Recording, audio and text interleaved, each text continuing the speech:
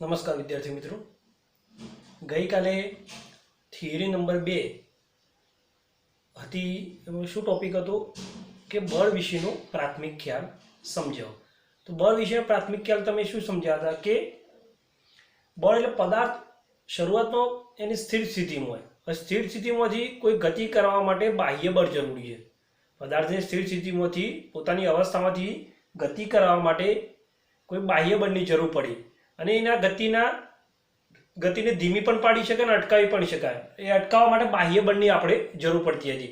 તો બળની વ્યાખ્યા હતી કે કોઈ સ્થિર સ્થિતિમાં પડેલો પદાર્થની ગતિ કરવા માટે કોઈક આપણે બાહ્ય બળની જરૂર પડી. તે વિશે તમે ટોપિક ભણ્યા, બળ વિશેનો પ્રાથમિક ખ્યાલ. હવે આજની તારીખ 27/10/2020. આજનો ટોપિક છે બળના મુખ્ય પ્રકારોના ઉદાહરણ. બળ વિશે કાલે ભણ્યા, બળ વિશે પ્રાથમિક ખ્યાલ કાલે મેળવ્યો, પણ આજે બળના મુખ્ય પ્રકારો કયા કયા અને ઉદાહરણ આપી સમજાવો.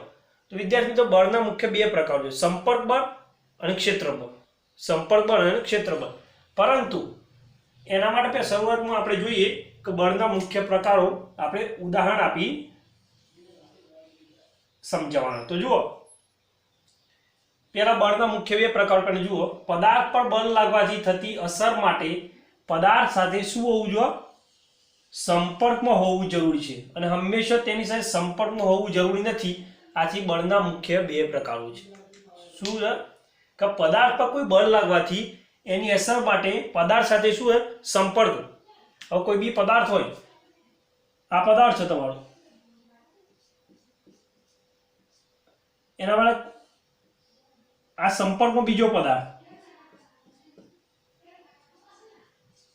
એ પદાર્થ બી અસર માટે પદાર્થ સાથે સંપર્કમાં હોવું જોઈએ, પરંતુ હંમેશા તેની સાથે સંપર્કમાં પણ દરરોજ હંમેશા સંપર્કમાં હોય એવું જરૂર નથી. હંમેશા તેની સાથે સંપર્કમાં હોવું એવું જરૂર નથી. આથી બળના મુખ્ય બે પ્રકારો છે. કયા કયા? એક સંપર્ક બળ અને બીજું ક્ષેત્ર બળ. સંપર્ક બળ જુઓ, નામ પરથી ખબર, સંપર્ક એટલે એકબીજાના સંપર્કમાં આવવું. તો સંપર્ક બળની ડેફિનેશન શું છે કે જુઓ કે કોઈ પદાર્થની સ્થિર કે ગતિમાન અવસ્થા બદલવા માટે પદાર્થનો સંપર્ક હોવો જરૂરી છે. શું જોઈએ છે? સંપર્ક બળની શું ડેફિનેશન છે કે કોઈ પદાર્થની સ્થિર કે ગતિમાન અવસ્થા બદલવા માટે પદાર્થનો, કારણ કે સ્થિર અને ગતિમાન પદાર્થ હોય એની અવસ્થા બદલવા માટે આપણે પદાર્થનો સંપર્ક હોવો જરૂરી છે. માટે આમ સંપર્ક દ્વારા જે બળથી ગતિની અવસ્થા બદલી શકાય છે તેને સંપર્ક બળ કહે છે. સંપર્ક બળ કોને કહેવામાં આવે?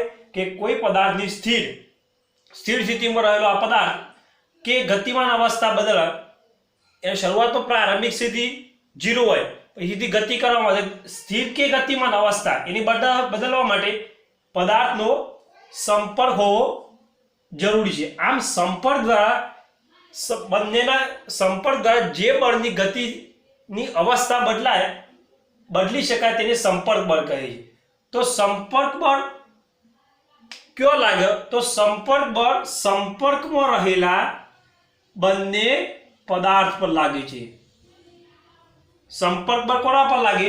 તો સંપર્કમાં રહેલા બંને એકબીજાના સંપર્કમાં, પદાર્થ A અને પદાર્થ B, તો આ બંને એકબીજાના સંપર્કમાં છે તેમ કહેવાય. માટે સંપર્કમાં રહેલા બંને પદાર્થ પર શું લાગે છે? બળ લાગે છે. તો આ સંપર્ક બળની એક વ્યાખ્યા થઈ. પણ સંપર્ક બળનું ઉદાહરણ કયું? આપણે એમ કહ્યું એકબીજાના પદાર્થ A અને પદાર્થ B એકબીજાના સંપર્કમાં લાગે, પણ સંપર્કમાં કઈ રીતના લાગે? તો વિદ્યાર્થી મિત્રો જુઓ કે આપણી પાસે પડેલા એક ઉદાહરણ જોઈએ. આપણી પાસે પડેલા સ્થિર ટેબલને ધક્કો મારીએ કે આપણે બાજુ ખેંચીએ ત્યારે તેના પર સંપર્ક બળ કે એકબીજા પર લાગે. જુઓ, આપણી પાસે પડેલું શું છે?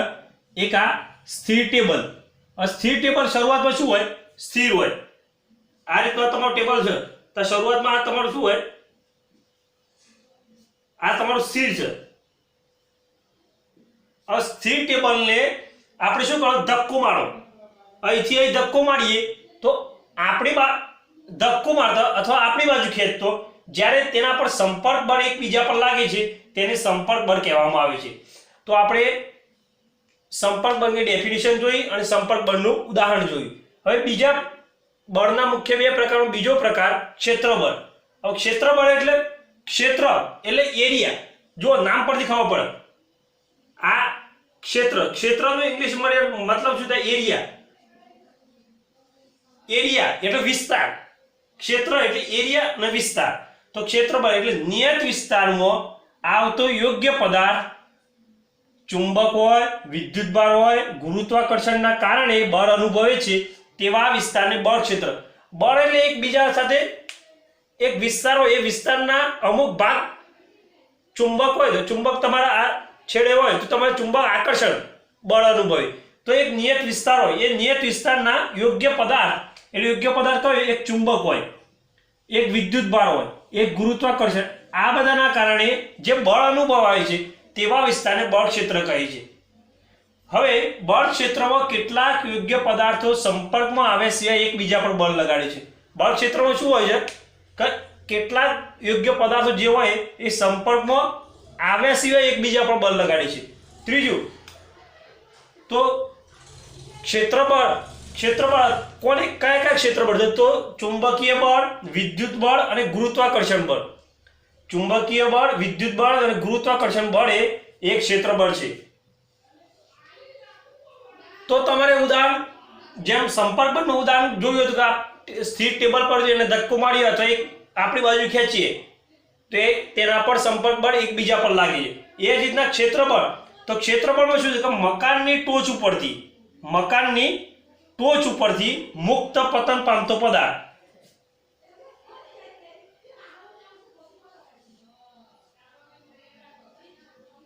આ મકાન એની આ ટોચ મકાનની ટોચ ઉપરથી મુક્ત પતન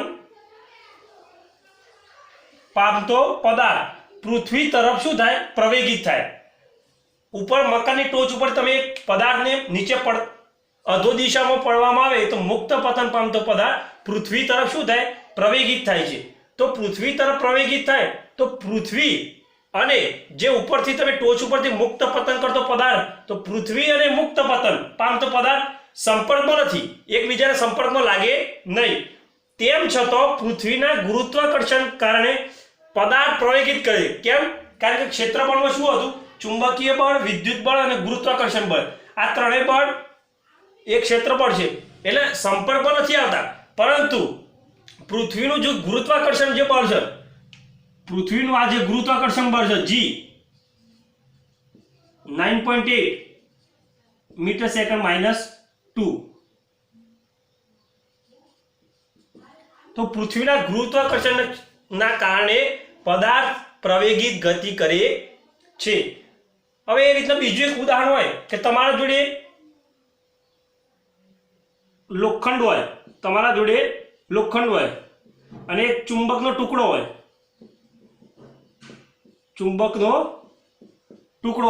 તો લોખંડની જે ખીલી હોય એ ખીલીને જો ચુંબકના ટુકડા જોડે પ્રવેગિત કરવામાં આવે તો આકર્ષણ બળના કારણે તે આકર્ષિત થશે, ખીલી ચુંબકને આકર્ષિત થશે, માટે અહીં ચુંબકીય બળ ઉદ્ભવે છે. તો વિદ્યાર્થી મિત્રો, બળના મુખ્ય પ્રકારો જોયા. કયા? સંપર્ક બળ અને ક્ષેત્રબળ. સંપર્ક એકબીજાના સંપર્કમાં. ક્ષેત્ર એટલે એરિયા, નિયત વિસ્તારમાં એનું બળ લાગે. કયા? ચુંબકીય બળ, વિદ્યુત બળ અને ગુરુત્વાકર્ષણ બળ. તો તમે આ મહત્વનો એક ટોપિક અહીંયા પૂર્ણ કર્યો. ઓકે વિદ્યાર્થી મિત્રો, નેક્સ્ટ લેક્ચર આવતીકાલે છે કે બળના સંપર્કમાં આ ક્ષેત્રબળ છે તેના ઉદાહરણો કયા અને નિયત વિસ્તાર કયો લાગે એના વિશે આવતીકાલે ટોપિક જોઈશું. કાલે આપણો લાસ્ટ લેક્ચર હશે. પરમ દિવસથી આપણું દિવાળી વેકેશન પડશે. તો કે વિદ્યાર્થીઓ જે ગાઈડલાઈન હશે સ્કૂલની એ પ્રમાણે આગળના ટોપિક ચાલશે. ઓકે.